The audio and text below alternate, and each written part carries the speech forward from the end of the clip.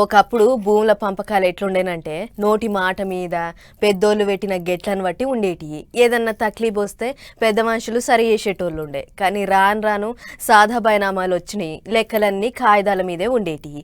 అవి వద్దని car party సర్కారోళ్ళు ధర్ని పోటలు పట్టుకొచ్చిర్రు. దాంతో కూడా తక్లీఫ్లే ఉన్నాయని సర్కార్ భూముల లెక్కలు దిద్దానికి భూభారతి పోర్టల్ను పట్టుకొచ్చింది Congress party government.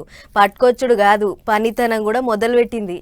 Right. Bhubharati పోర్టల్లో మొదటి రిజిస్ట్రేషన్ అయింది ఖమ్మం జిల్లా కూసుమంచి మండలంలో గట్టు సింగారం ఊళ్ళో 156 సర్వే నెంబర్ కింద ఉన్న ఎకరం 4 గుంటల భూమిని నేలకొండపల్లి మండలం మోటాపురం ఊళ్ళో ఉండేటి భాగం కిషన్ రావు, అదే ఊళ్ళో ఉండేటి కట్టా వెంకటేశ్వరరావుకు అమ్ముకుంటాట.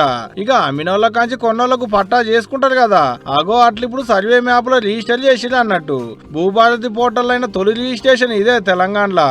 అంతేకాదు ఈ భూమికి భూదాన్ నెంబర్ కూడా ఇచ్చిరట అధికారులు. అలకగా పని అయ్యేట రైతుది ఒక మురిపేం కాదు పోండ్రి. భూమి కొనుక్కున్నాము. అయితే అప్లికేషన్ పెట్టుకునే ముందు అన్ని వచ్చి ఇక్కడ చెప్తే సర్వేర్ గారిని పంపిండు. చుట్టుపక్కల అందరినీ తెలుసుకొని సర్వే చేసి దీనికి మంచి మ్యాప్ ఇచ్చి ఈరోజు రిజిస్ట్రేషన్ చేయడం జరిగింది ఎంఆర్ఓ గారు. దాని మ్యాప్ అన్ని పద్ధతులు చూస్తే చాలా మంచిగా అనిపించింది. మాకు భూమికి మంచి ఆధారం ఉంది. దీన్ని బట్టి నాకు చాలా సంతోషంగా ఉందండి. అగా చూసిలా కాక మురిపాం. అయితే ఈ పోర్టల్ ఎట్టెట్ట పని చేస్తుంది, తొలత ఏమేమి తక్లీఫ్లు వస్తాయి, ఏమన్నా తిప్పలు అవుతాయి, ఎట్టెట్ట తష్ప చేయాలనేటివన్నీ చూసుకునేందుకు ముందుగాల ఖమ్మం, వికారాబాద్, ములుగు, కామారెడ్డి జిల్లాలలో ఉన్న 4 మండలాలలో పైలట్ ప్రాజెక్టు కింద సాల్వ్ చేసి ఉండే కదా ఇంతకు మునిపే.